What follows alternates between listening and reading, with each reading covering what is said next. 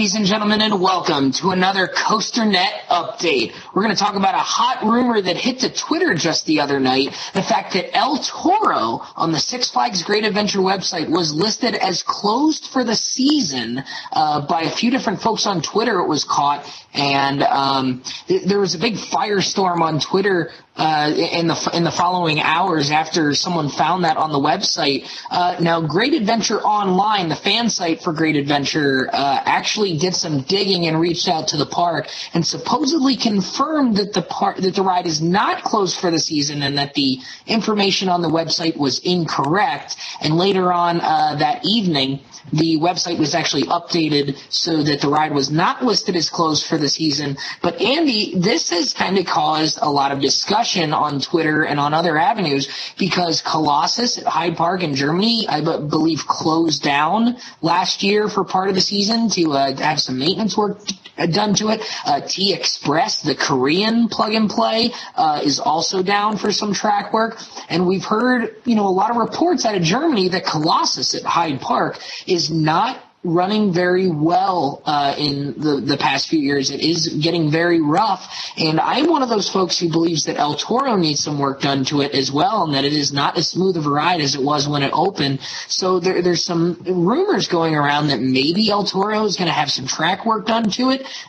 Maybe it's going to close down for part of the season and have work done to it. The park did say it is not closed for the season, but that doesn't mean it won't be closed for a major part of the season. And why would this information go on the website?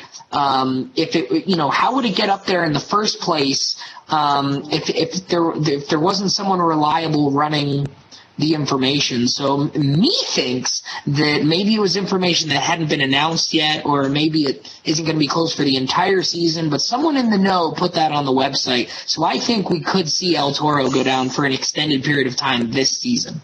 It could just be people testing out whether or not they can actually put stuff onto those pages, but it does seem a little suspicious, given the facts that you just said, that the other Intamin plug-and-plays have gone down recently for track work. Now, the question is, what type of track work are they doing? Right. That we know the plug-and-play system is a little bit different than a traditional wood coaster and how it's built.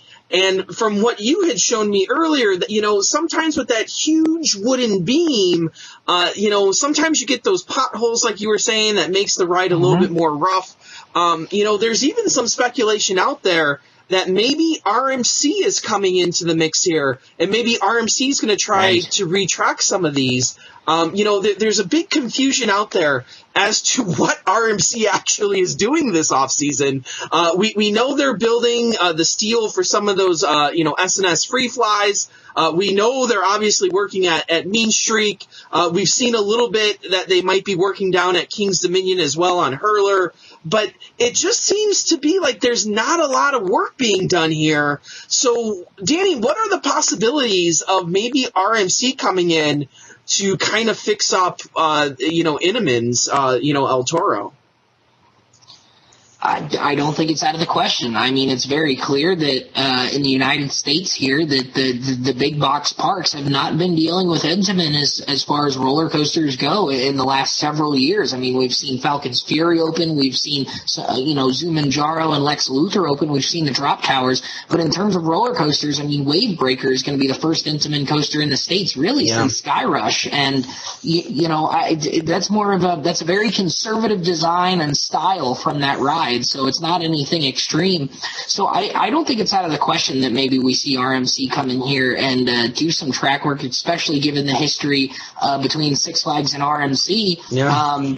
It's like I said to you earlier, it would not be much different than what they're doing with some of their older wood coasters, even if they were only going to do topper track. I mean, it would just be a matter of matching the track gauge for the Intamin trains, or maybe they put RMC trains on it. I don't know what the extent of the possibilities are here, but I find, like I said, I find it very hard to believe that information would go up on the website and there wouldn't be some sort of message behind it. Whether someone just mistakenly said it was closed for the whole season, maybe it'll be closed for the first half of the season, we'll open up for the summer months, and maybe they're just doing some work here and there for it in the spring.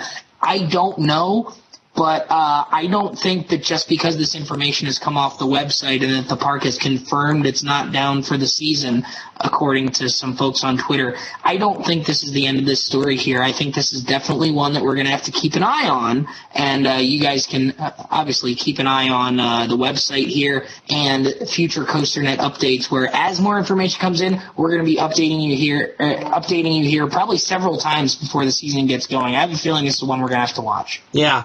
Well, as always, thanks for joining us, and right on, Ride Warriors. See you next time, folks.